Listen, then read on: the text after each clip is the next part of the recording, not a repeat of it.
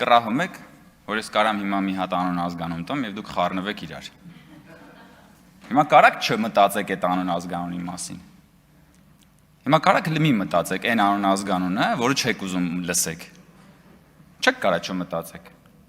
Որովհետեւ հոգեբանության մեջ շատ հայտնի բան կա, երբ որ ասում կարաս հենց հիմա չպատկերացնես սպիտակ արջ։ Հնարավոր չի մարդը հենց այդ բանին չպատկերացնի սպիտակ արջ։ Հիմա դուք կարաք չպատկերացնեք այն անուն ազգանունը, որից դուք այդքան խառնվում եք, չեք կարա։ Հիմա նայեք ինչ եք դուք անում։ Դուք չեք ուզում, որ այդ անուն ազգանունը այս դահլիճում հնչի։ Բայց դուք անում եք այնպիսի մի բան, որ այդ անուն ազգանունը 10 անգամ ավելի բարձր է հնչում ոչ միայն այս դահլիճում, այլ ամբողջ Հայաստանում։ Բոլոր վերնագրերը դրա մասին է։ Լրագրողները մի բոլ նյութ ստացան այսօր օթյակից նկարելով ձեր պահվածքը։ Հիմա դուք այդ մարդուն լավություն եք անում, թե վատություն եք անում, որ իր ավազանի անունը դարձնում եք Հայաստանի Հանրապետության մեդիայի գլխավոր օրակարգի վերնագրերը։ Ընդ որում այս պատմությունը նոր բան չի։ Վստահ եմ շատերը գիտեն դրա մասին։ Կա այդպիսի մի աշխարհահռչակ դերասանուհի, երգչուհի Բարբարա Սթրեյզենդ։ Ուրեմն գրականության մեջ գոյություն ունի Բարբարա Սթրեյզենդի էֆեկտ հասկացությունը։ Ինչի մասին է դա։ Ժամանակին մի լուսանկարիչ լրագրող գնում է եւ տարբեր բաներ է նկարում, այդ թվում նկարում է Բարբարա Սթրեյզենդի առանձնատունը եւ նաեւ ինչ որ նկարներ տան կատարվող իրադարձությունների վերաբերյալ եւ հրապարակում է դա ոչ մեկ չի էլ նկատում։ Որևէ մեկը դրա մասին ոչ մի բան չի էլ մտածում եւ Բարբարա Սթրեյզենդը որոշում է դատական հայց ներկայացնի լրագրողի դեմ։ Բնականաբար դատական հայցի արդյունքում այդ լուսանկարները, որը որ ոչ ոք չէր էլ տեսել, դառնում է համաշխարհային մամուլի թիվ 1 քննարկման առարկան։ Հիմա հարգելի գործընկերներ, դուք Բարբարա Սթրեյզենդի էֆեկտը տարել եք եւ դրել եք կիրառում եք այդ մարդու ավազանի անունի վրա։ Հիմա ես չեմ հասկանում, դուք լավություն եք անում այդ մարդուն, թե վատություն եք անում այդ մարդուն։ Եվ էլի փորձեք հիմա չպատկերացնել եւ ձեր գլխի մեջ թող չհնչի այն անուն ազգանունը, որից դուք այդքան խուսափում եք։ Հնարավոր չի։ Ես հիմա դա չեմ ասի, որովհետեւ ես ուրիշ ուղղությամբ մոտեցա հարցին, էլի չեմ ուզում ելույթս ընդհատվի տարատեսակ չարաճճիություններով։ Բայց Տիկին Վարդանյանը այստեղա չի գնացել, ասում էր ապացուցեք, որ եղել է։ Տիկին Վարդանյան, փաստերը այդպիսի բնավորություն ունեն, որ փաստերը ընդհանրապես այսպես ծակող էֆեկտ ունեն, էլի հասկանում եք։ Հիմա ես բացում եմ primeminister.am կայքը, հուսով եմ պարոն Մանուկյանը ձեզ ուղարկել է, եւ primeminister.am կայքում 2020 թվականի հուլիսի 5-ը բացում եմ հայտարարությունը վարչապետ Նիկոլ Փաշինյանի շնորհավորական ուղերձը Սահմանադրության օրվա կապակցությամբ։ Եվ մի քիչ իջնում ենք, բնականաբար տեքստը ամբողջը չկարդամ, հասնում ենք այն կետին, որ դուք ասում եք չկար։ Ու չնայած իմ դիրքորոշումը եղել է այն, որ Սահմանադրության հաճախակի փոփոխությունները անհարկի սթրեսի են ենթարկում պետական համակարգը, Սահմանադրությանն անընդհատ փոփոխությունները բերում են անորոշությունների, նախորդ պարբերության մեջ նշված հանգամանքների գիտակցումը ինձ բերել է այն եզրակացության, որ մեր երկրին հարկավոր է նոր սահմանադրություն։ Որ մեր երկրին հարկավոր է նոր սահմանադրություն։ Տիկին Վարդանյան եւ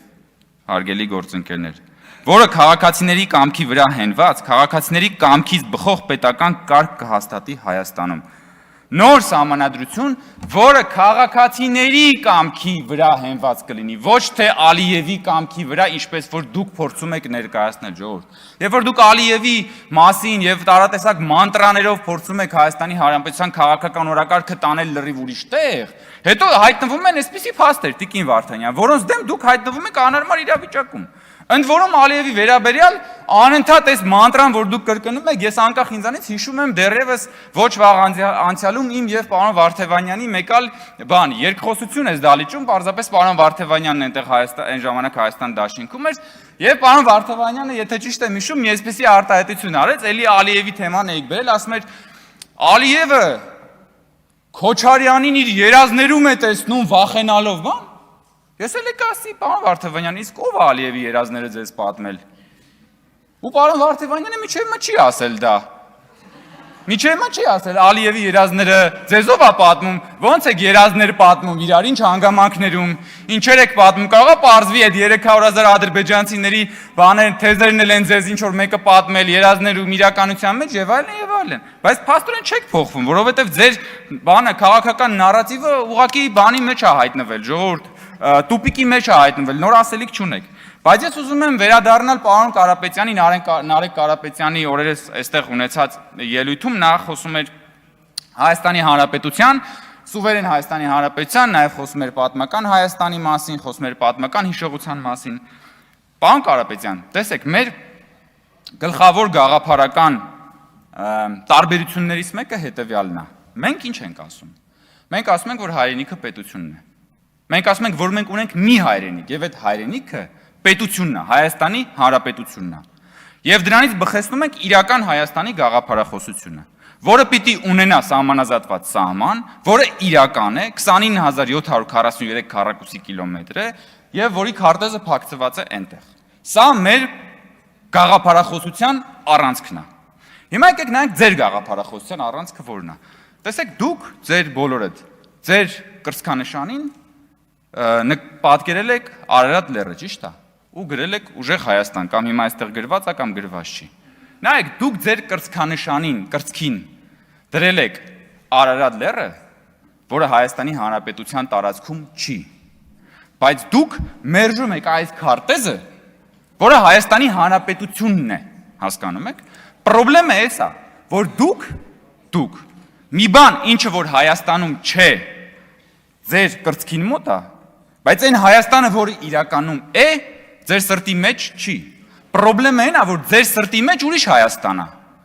Եվ քանի որ ձեր սրտի մեջ ուրիշ Հայաստան է, ձեր մտքերի մեջ էլ է ուրիշ Հայաստան։ Եվ այստեղ է գալիս մեր ու ձեր գլխավոր գաղափարական տարբերությունը, բայց դրա մեջ շատ խորքային պատճառ կա։ Պարոն Կարապետյան, ձեզ պատմական Հայաստանի քաղաքացին չի գործուղել այստեղ։ Ձեր գործընկերները պատմական Հայաստանի քաղաքացիների հարկերից չի, որ աշխատավարձ են ստանալու։ Ու դա հեշտ է ձեր համար, որովհետև գիտեք ինչ, պատմական Հայաստանի քաղաքացիներին չի պետք լինելու հաշվետու լինել։ Հաջորդ ընտրությունների ժամանակ պատմական Հայաստանի քաղաքացիներին չպետք է գնաք պատասխան տակ ձեր չարացների կամ արածների համար։ Որովհետև պատմական Հայաստանի քաղաքացիներից չեն հոսանք գողացել, որովհետև պատմական Հայաստանի քաղաքացիները ձեզ չեն գալու հաշվետվություն, ձեր առջև հարցեր չեն դնելու, դրա համար դա հեշտ է։ Դրա համար դուք Հայաստանի Հանրապետության քաղաքացիներին վաճառում եք պատմական Հայաստանի երազանքը, պատմական Հայաստանի երազանքն եք վաճառում Հայաստան, որովհետև դա հեշտ է, հասկանում եք, մարդկանց էմոցիաների վրա գնալ եւ խաղարկել եւ անընդհատ քաղաքական օրակարգ գեներացնել շատ հեշտ է։ Բայց այդ նարատիվը, ես էլի եմ ասում, պարոն Կարապետյան եւ հարգելի գործընկերներ, կենսունակ չի, որովհետև հասկանում եք, որովհետև քաղաքականությունն այն մասին է, որ պիտի քո գաղափարախոսությունը համապատասխանի իրական կյանքի պրակտիկ դրսևորումներին, հասկանում եք։ Դուք ոնց որ ասենք, դուք պատմական Հայաստանի նավիգատորով գնաք եւ փորձեք ուղևորվել բան, ասենք, հիմա կարեք օրինակ տաքսի կանչեք, պարոն Կարապետյան, չնայած ես վստահ եմ դուք երբեք տաքսի չեք նստել, բայց ասենք տաքսի կանչեք, նստեք, ասեք, քշի,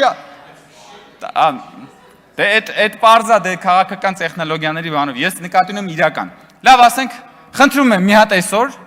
տաքսի կանչեք, իջեք նստեք, ասեք, բարև ձեզ, քշի Արարատ, լեռ,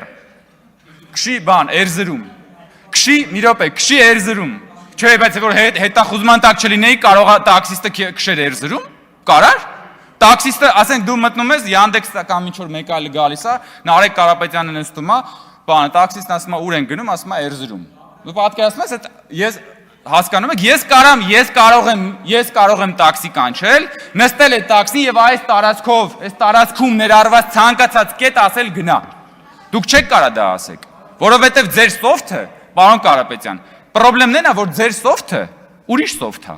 Մի 4, 5, 6, 700 տարի առաջվա սոֆթ է, հասկանում եք։ Ձեր սոֆթը հին է, հասկանում եք, պարոն Կարապետյան, պրոբլեմն է դա, որ դուք ձեր iPhone 17-ներով եկել եք, բայց ասենք iPhone 4, 5-ի սոֆթով ուզում եք sense բուքսավատ անել, ասենք, ու մեր ժողովրդին էլ մտցնում եք այդ բուքսավատի մեջ։ Պրոբլեմն է դա, դուք այս աշխարհի ժամանակակից աշխարհի մեջ եկել եք, ուզում եք բան, ասենք, նավատորմով գնալ եւ հասնել չգիտեմ ուր։